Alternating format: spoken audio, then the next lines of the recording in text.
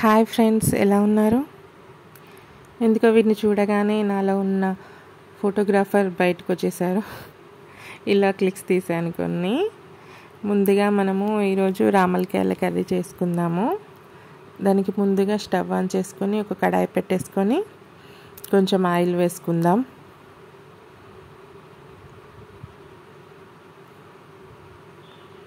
Oil వేడైంది కదా, ఇప్పుడు ఆవాలు జీలకర్ర వేసాను.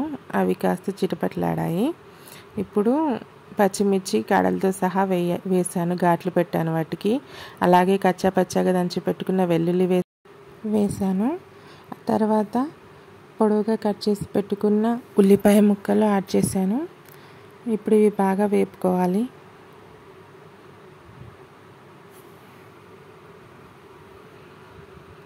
ఇప్పుడు కాసేపు మూత పెట్టి మగ్గించుకుందాము. ఒక 5 minutes అయిపోయింది. దాదాపుగా మగ్గిపోయాయి. ఇవి చాలా బాగా ఫ్రై అయ్యాయి. ఇప్పుడు కొంచెం పసుపు యాడ్ చేద్దాము.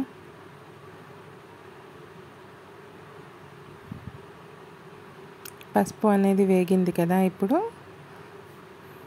క్లీన్ చేసి పెట్టుకున్న రామలకాయలు యాడ్ చేద్దాము. భలే ఉన్నాయి కదా, ముద్దు ముద్దుగా, కొంచెం రేగి పళ్ళలాగా అనిపిస్తాయి కదా దూరం నుంచి చూస్తే సడన్గా. ఈ కర్రీ చాలా బాగుంటుంది ఫ్రెండ్స్. ఇట్స్ నా ఫేవరెట్ కర్రీ.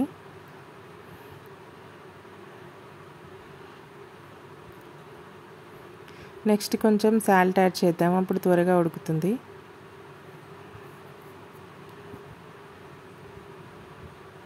సాల్ట్ వేయగానే చూసారా వాటర్ ఎలా వచ్చిందో. సో ఒకసారి కలుపుకునేసి మూత పెట్టేసి ఒక 10 minutes మగ్గిద్దాం మీడియం ఫ్లేమ్లో. చాలా త్వరగా ఉడికిపోతాయి ఇవి. 10 minutes అయిందండి. ఇప్పుడు చూద్దాం ఎలా ఉందో. చూసారా వాటర్ మొత్తం వచ్చేసింది మనకి. ఒక చుక్క కూడా వాటర్ యాడ్ చేయలేదు. ఇప్పుడు మనము చింతపండు రసం యాడ్ చేద్దాం. కర్రీకి తగినంత కారం పొడి యాడ్ చేద్దాము. చింతపండు రసం వేసాం కాబట్టి కొంచెం కారం అనేది ఎక్కువే పడుతుంది. నెక్స్ట్ ఈ మసాలా పొడి యాడ్ చేస్తున్నాను.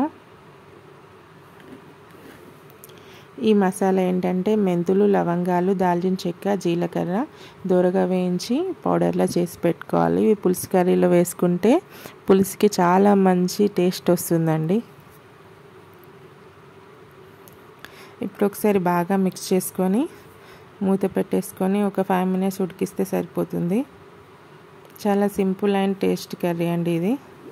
పచ్చిమిర్చి అలా ఎందుకు వేసానంటే పులుసు ఉంది కదా మనం వేసింది, అందులో ఉడికితే చాలా మంచి టేస్ట్ ఉంటుందండి.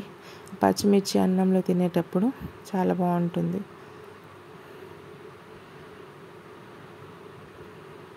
కర్రీ మొత్తం ఉడికిందండి. నేను ఆయిల్ చాలా తక్కువ వేసాను. నెక్స్ట్ కొత్తిమీర యాడ్ చేసుకొని బాగా కలుపుకోవాలండి. ఒక 2 minutes కుక్ చేసి స్టవ్ ఆఫ్ చేసుకోవడమే. ఇంకా టేస్టీ రామలకాయల కర్రీ రెడీ అండి. ఇందులో మనం రొయ్యలు వేసుకోవచ్చు, వంకాయలు వేసుకోవచ్చు. చాలా టేస్టీగా ఉంటుంది.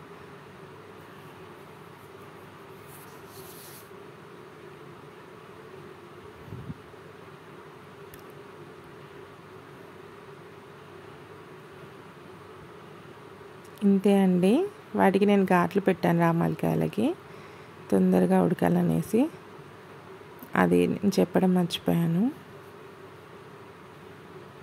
అంతే, మన కర్రీ రెడీ అయిపోయిందండి. పచ్చిమిర్చి కూడా చాలా బాగా కుక్ అయిపోయింది. మీకు ఈ వీడియో కనుక నచ్చినట్లయితే లైక్ చేయండి, షేర్ చేయండి. Thank you for watching.